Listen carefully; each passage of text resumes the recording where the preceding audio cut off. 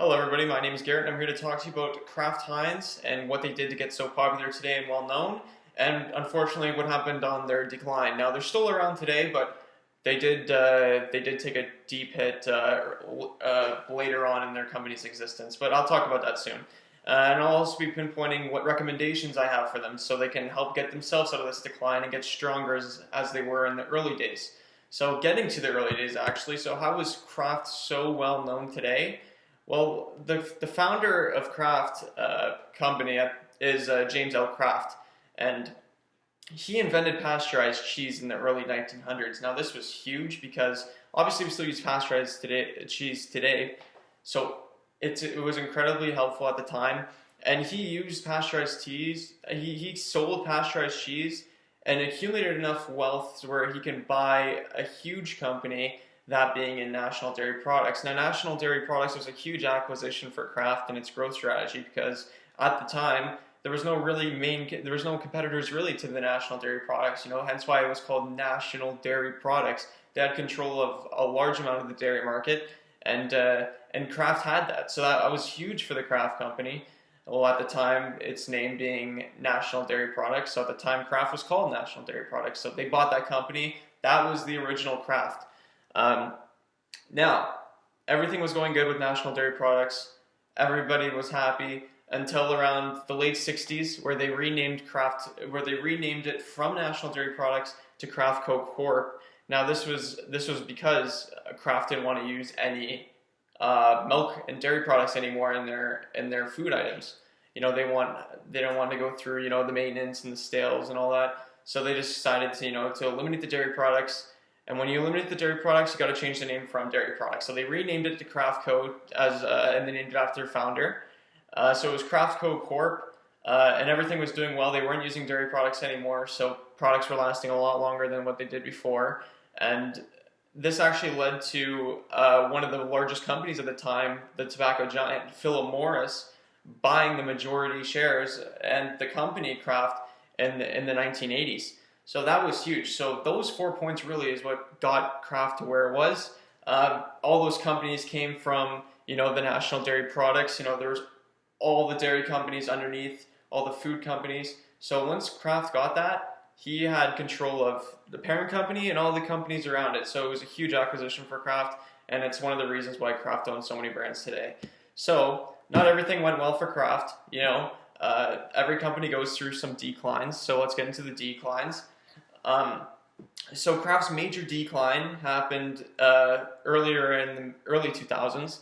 And they wanted to kind of convert the brand because the brand was kind of stagnant when the tobacco company had it. So they wanted to convert it to revolutionize it and make it more fresh. So Warren Buffett and the founder of 3G Capital, they took over the business, but they used a very leveraged structure. So they took on a lot of debt doing this, which is very unusual because that's normally Warren Buffett's investment strategies. And they weren't focusing on what they should have been. They underinvested in the business, so they weren't looking into how to make the company better and grow. Instead, they were saving their money, not being as risky, and unfortunately, it bit them because they weren't investing into research and development. They weren't investing into advertising, and consumers wanted more organic food items. Something that Kraft didn't have at the time, and that's what consumers were buying at the time because that was the trend. Now, Kraft not putting any money into any of these departments, they had no clue of this, and ultimately the business suffered. Not only that, but while they were suffering, the CEO of 3G Capital, he brought in someone underneath his company from 3G Capital, and he put him to CEO of Kraft. Now, this was very controversial because this guy had zero experience in the food industry, and it was just a mess because he didn't know what to do. It was his first time in the food industry managing such a big company. So those were some very, very heavy-hitting points as to why Kraft is the way it is today. I believe it's still in debt today, and it's just a mess from those points. So onwards, what do I recommend from this? Because they are in a hole. They still are in a hole. They're still in debt. And so what do I recommend for Kraft? So I would say invest more in the advertising and R&D. Obviously, they missed out on that. That's the main reason why they're in a hole, really, is because they didn't invest in research and development and advertising. How are you going to get a consumer's attention without those two things? The consumer is your business essentially, so that's very important for you to do. They also needed to hire a suitable CEO, so someone with experience, someone who knows what they're talking about, so people can understand what's going on and have someone lead the company in a better direction instead of asking questions all the time. It makes the company very, very more efficient. And it wants to focus on industries, and you need to focus on your industry's environment and competitors. So Kraft needs to focus on the people around them, like what's going on at other food brands. What are they doing? How are we losing sales and how are they gaining sales? Kraft needs to compare those things in order for them to benefit. Otherwise, it's just not going to work and they're going to go down into a deeper hole. So it's very important to do those things. That's about all I have for my part of the presentation. I will pass it off to one of my colleagues. Thank you. Hello, my name is Michael Esposito, student number 100583202 from Group 7 of BMT 300, Intro to Business Case Analysis, and I'm here to talk to you about the case of Kraft Heinz. Whenever we discuss a case, we have to realize we are analyzing a series of events that have led to some sort of issue, which in turn needs some sort of solution. When it comes to the case of Kraft Heinz, where we begin is integral to determining the root of the issue. For this case, we have to look at the very beginning, that being March 2015, the day Heinz and Kraft agreed to merge, creating the third largest food and beverage company in North America. When we've identified where everything began, we can go on to see how this merger affected the company. In the case of Kraft Heinz, an investment firm known as 3G Capital was an integral chess piece to this merger. 3G infamously, when developing business models, focuses heavily on cost-cutting, restructuring, and acquisitions, principles they brought to the forefront for Kraft Heinz. This business model did not mesh well for Kraft Heinz and their brands, and very swiftly several facets of the company would begin to trend downwards. Sales fell 6 quarters on the trot, the company let go of over 10% of the total employees, and the brands under the Kraft Heinz company began seeing their image and likeness as an all-American family brand tarnished. Not to mention the business model, which depended heavily on brand acquisition, now made it even harder than just simply a financial issue, as brands now feared if they get bought by Kraft Heinz, it means they'll get gutted and suffer the same fate of dozens of other brands under the Kraft Heinz regime before them. Now that we've been able to fully identify the company's problems, the roots of these problems, and how these issues have affected the Kraft Heinz as a whole, we can now go on to analyze all the information we have on the case and discover various different avenues of solutions to best resolve and combat these problems as a whole. As we just talked about, identifying the problem is the first step into finding a solution. We have to know what we need to solve in order to solve it. This next step, known as the decision criteria step, is very similar in nature to that of the last. This step is which we brainstorm all the points that the solution must have in order to be considered as a viable solution. Regarding the Kraft Heinz case, a key area that must be addressed in any solution must include changing up the current business model of cost cutting. Cost cutting has not been a success and has caused significant economic losses, as sales for Kraft Heinz fell for 6 quarters in a row due to cost cutting. Cost cutting has led to mass layoffs, lack of funding in departments such as marketing and innovation, and has overall not been a success for Kraft Heinz. The business model is not sustainable and needs to be changed in order to achieve success moving forward. Another important criteria to keep in mind is repairing the image of the company. Kraft Heinz is an iconic American brand that has been around for generations upon generations. People depend on these companies and their products, and Kraft Heinz value themselves as a family company. When you become a company that is viewed as a tyrant such as Kraft Heinz, and the way they conduct themselves with the mass layoffs and companies not wanting to be associated with them, it's not only affecting how your equals in the industry view you, Kraft Heinz is changing how consumers view them and their brands. If Kraft Heinz wants to fix their problems, it is integral that they remodel their image and likeness as a company, not only so they can regain their position and image among people in their industry, but also so they can retain their charm and persona that have garnered them such a following for several decades now. Any decision made from here on out to formulate any solution must follow these criteria in order to be viewed as successful solutions to the problems Kraft Heinz are facing. Hello, my name is Badar Mahmood, and I will be discussing our final case project on the growth and strategic operations of Kraft Heinz. First, we will be discussing alternatives. So the first alternative we would propose to food giant Kraft Heinz would be to scrap their zero-based budgeting approach and switch over to a more traditional approach. An approach that would base its budgeting by extrapolation from the previous year's expenditure, rather than having to justify all expenses from a zero base. It is possible to switch back over to this zero-based budgeting strategy, which is also known as ZBB, but only once Kraft Heinz is able to stabilize itself, such as other brands like Unilever, Mondelez International, and Kellogg's, who do also use ZBB. However, Kraft Heinz need to implement it in a more sophisticated and slowly rolled out approach.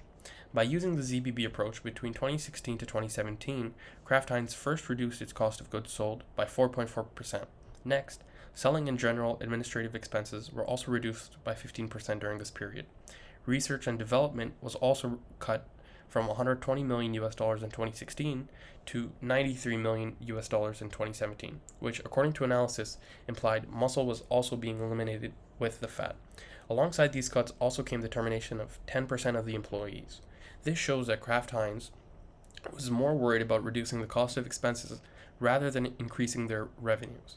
This is further proof from the fact that Kraft Heinz's marketing spend was also less than its competitors.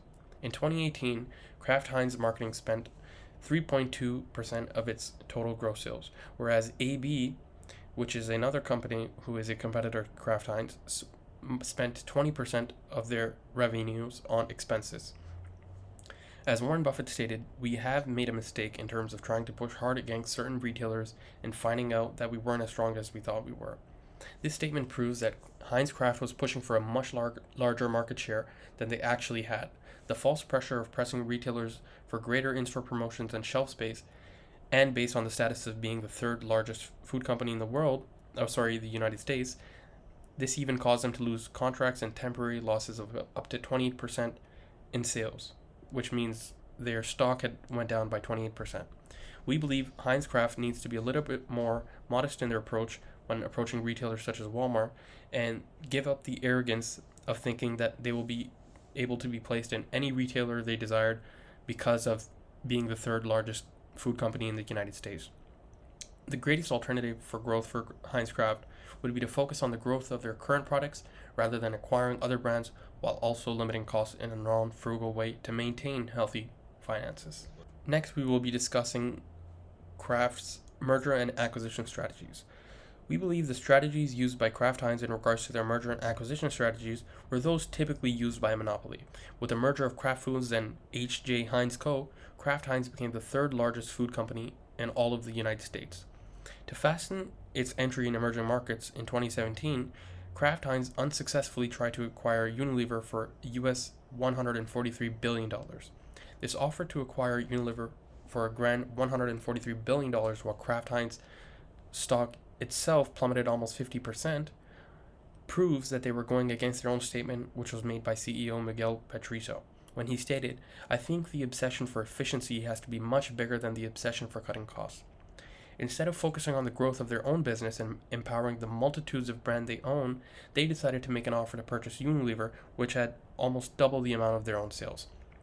Comparing the strategies used by Kraft Heinz in regards to mergers and acquisitions among the top 50 consumer good companies such as Procter & Gamble, L'Oreal, and Nestle, as well as Unilever, they increased by 45% in comparison with 60 such deals in 2017, at a value of $145 billion of Unilever.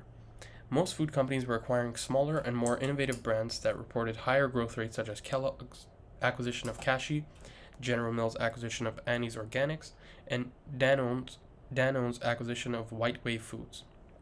Although Kraft Heinz did try to resonate with these strategies and acquired smaller brands such as Canadian coffee brand Ethical Bean by making a $143 billion offer to brands like Unilever, who is twice the size of Kraft Heinz, it just goes to prove that the executives were more focused on a roll-up strategy to merge the firms together rather than the growth and well-being of the individual brands themselves. So here we can see Kraft and Heinz own a multitude of different brands, and just to reiterate, they were focused on the acquisition and merger of different companies, even going as far as making an offer worth $143 billion towards Unilever, but instead of focusing on brands such as Philadelphia, Jell-O, Honig, Grey Poupon, and Kool-Aid. They had these amazing brands that they could have grown, but instead they chose to cut costs. They chose to focus on different mergers and acquisitions instead of rather focusing on the brands they do own and growing these and increasing their revenues. Thank you very much. Hello everyone, my name is Anna Wilmot, and I will be doing the part of the analysis. Eddie Hargraves, an analyst at Investec Ltd., an international investment group, stated that other consumer companies have also used zero-based budgeting but have not had as much issues as Kraft Heinz did.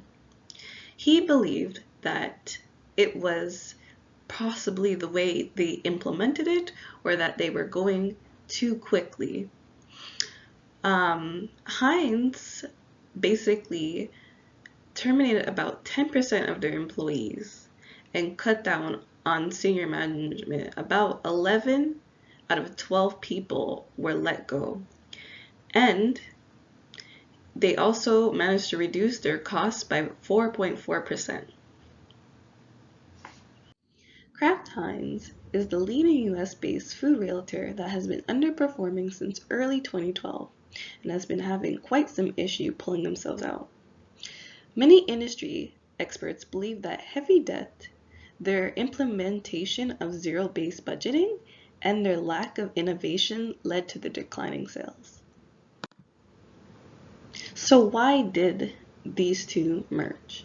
Well, one of the compelling reasons to form this merger was the projected bargaining power the merger would add for retailers and specialty stores. However, this was not the case, and they lost a contract for Planters peanut to Walmart's Sam Club.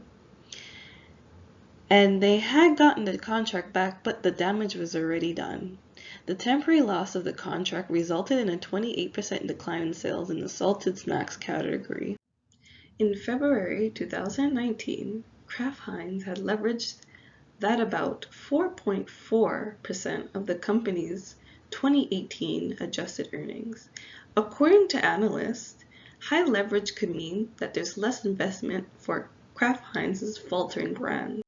One major issue that I think really led to Kraft Heinz's downfall was that they neglected their research and development. In fact, their research and development was only 0.4% of their sales compared to competitors, which was less than half the amount spent.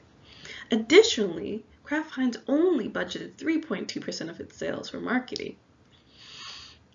And they were not keeping up with the current trends. Consumers, they don't want the same things that they were eating 10 years ago, So them not being able to adapt, it left them behind their competitors. You're seeing shifts from big brand names to venture capitalist funded startups, and even store brands have become increasingly popular. Kraft Heinz implemented several growth strategies. One of their strategies was to specialize the workforce. They trained salespeople for around 60,000 hours on the industry trends, latest innovations, research and development, and marketing trends, as well as they turned to social media to drive their sales.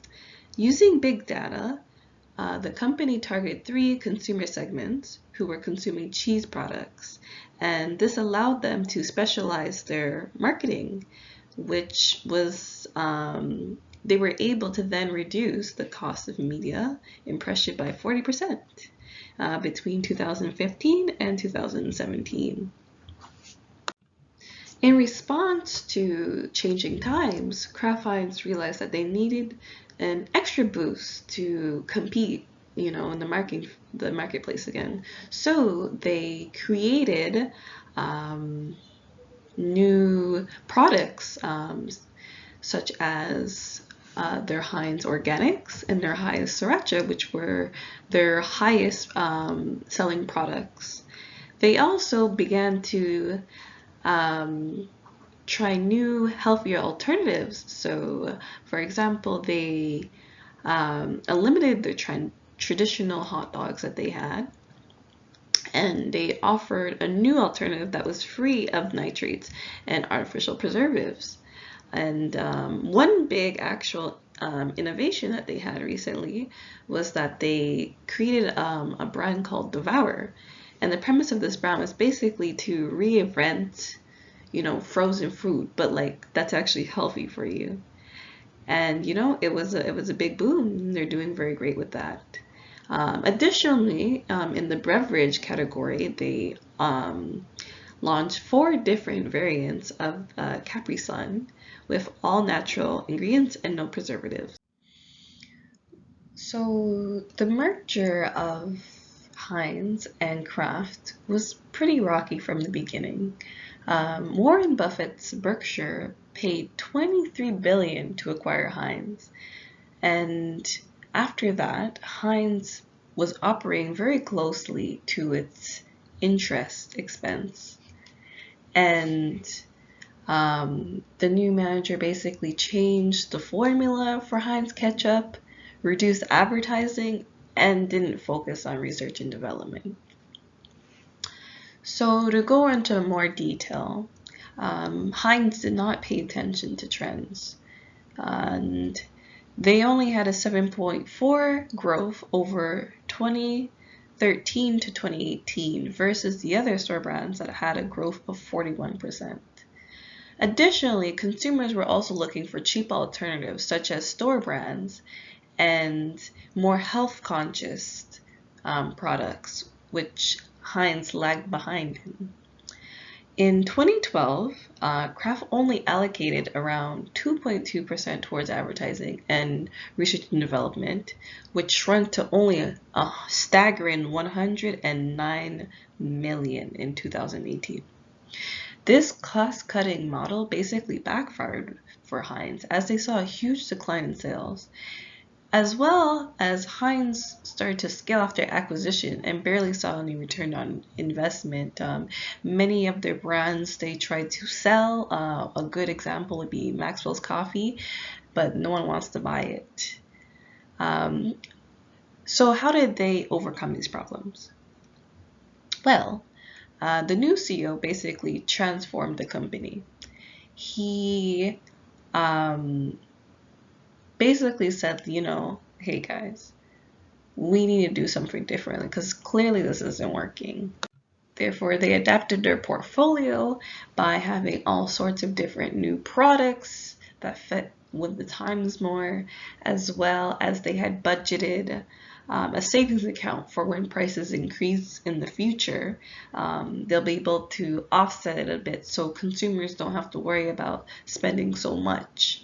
Additionally, they began prioritizing research and development, which was important, and they created their own social agency and content development. So during the pandemic, actually, they saw a lot of new consumers and increased their market penetration. As well, through use of segmentation and targeting certain consumers, you're able to increase their sales. They also started up or focused more on their global counterparts. So places like Canada, US, China, Australia, and the UK. The consumers there are more likely to eat more consumer packaged foods. So Kraft Heinz basically saw a very big development or growth in those sectors.